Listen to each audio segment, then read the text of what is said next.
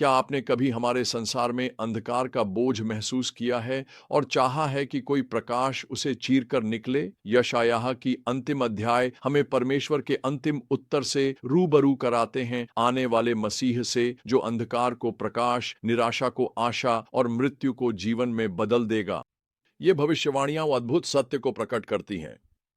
परमेश्वर की अपनी प्रतिज्ञाओं के प्रति विश्वास योग्यता एक उद्धारकर्ता को भेजने में पूरी होगी, जो न केवल अपने लोगों को बचाएगा बल्कि पूरे संसार में आशा लेकर आएगा।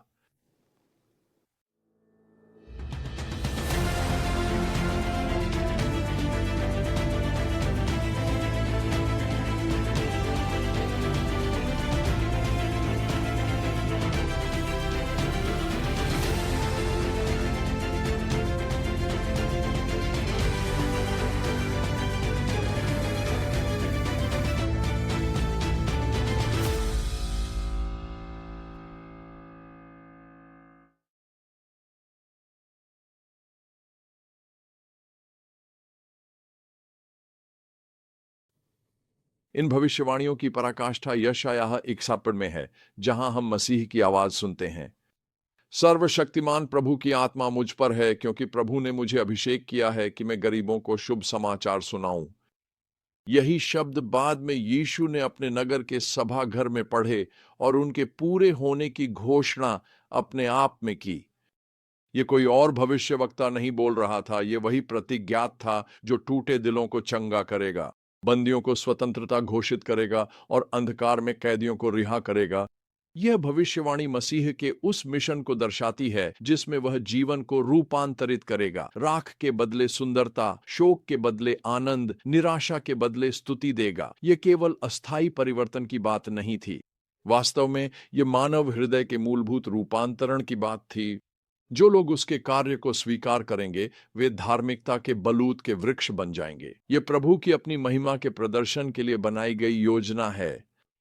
अध्याय 62 में हम इस पुनर्स्थापना के लिए परमेश्वर की प्रबल प्रतिबद्धता देखते हैं। सिय्योन के कारण मैं चुप नहीं रहूंगा, यीशु के कारण मैं तब तक शांत नहीं रहूंगा जब तक उसकी धार्मिकता भोर की तरह चमक न उठे। परमेश्वर ने अपने लोगों का नाम बदलकर हे पजीबा रखने का वादा किया है, जिसका अर्थ है कि मेरा आनंद उसमें है और परमेश्वर से है। उजाड़ से ब्यूलाह अर्थ विवाहित, यह आत्मीय भाषा परमेश्वर की अपने लोगों की पुनर्स्थापना में गहरी व्यक्तिगत भागीदारी को प्रकट करती है। अध्याय 64 में यह भविष्यवाणी एक अत्यावश्यक मोड़ लेती है, जब यशायाह की भावुक पुकार उठती है, हे काश आप स्वर्ग को फाड़कर नीचे उतर आते, कि पर्वत आपके सामने कांप उठते। यह केवल काव्यात्मक भाषा नहीं थी, यह तो हृदय की पुकार थी, परमेश्वर के लोगों की जो एक महान जागृति की लालसा रखते थे। भविष्यवक्ता मानवीय स्वभाव स्वीकार करता है।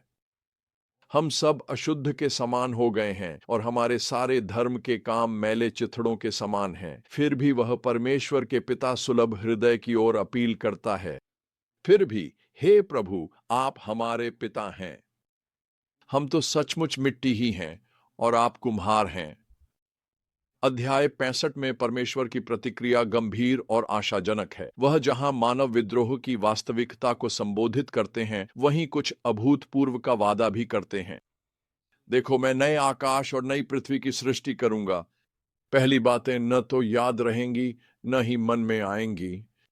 यह क्रांतिकारी नवीनीकरण केवल आत्मिक परिवर्तन तक सीमित नहीं रहेगा, बल्कि पूरी सृष्टि को प्रभावित करेगा, जहां भेड़िए और मेमने जैसे शत्रु भी साथ चरेंगे। अध्याय 66 में यह भविष्यवाणी अद्भुत दृश्य में समाप्त होती है, जिसमें अलौकिक जन्म और वृद्धि दिखती है। जन्म देने से पहले वह संतान को जन्म देती है, पीड़ा आने से पहले ही वह पुत्र को जन्म देती है। यह उस अचानक अलौकिक तरीके की बात करता है जिससे परमेश्वर अपनी योजनाओं को पूरा करेंगे, जो सभी राष्ट्रों में चरमोत्कर्ष तक पहुंचेगा। उसकी महिमा को देखने के लिए आना। तो हम इन सत्यों को आज कैसे लागू कर सकते हैं? सबसे पहले हमें विश्वास के साथ उसी मसीह को अपनाना चाहिए जिसने इन प्राचीन भविष्यवाणियों को पूरा किया, और उसे हमारे जीवन में परिवर्तन का कार्य जारी रखने देना चाहिए। जब यीशु ने इन शब्दों को अपने आप में पूरा हुआ घोषित किया, तो वह केवल एक ऐतिहासिक वक्तव्य नहीं दे रहे थे।